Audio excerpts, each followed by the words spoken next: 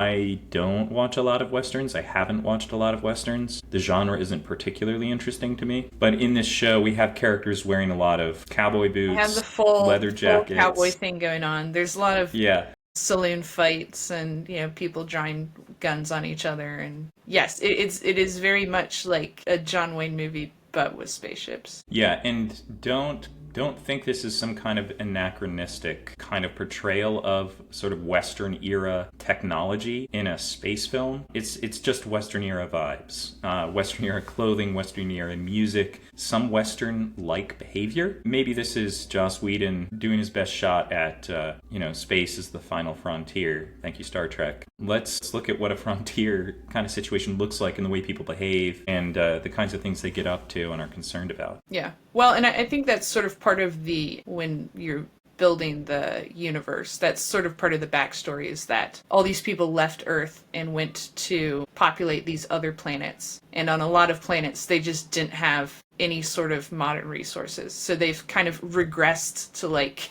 1880s America because that's all they had. So like people are riding around on wagons and horses because that's all the supplies they got on their new planet. That's a really good point, and you remind me of this. This would be considered a sort of great American novel. At least it would have been in a previous generation. Willa Cather is the author, but My Antonia, which is a novel when I read it in college, I found it tremendously depressing.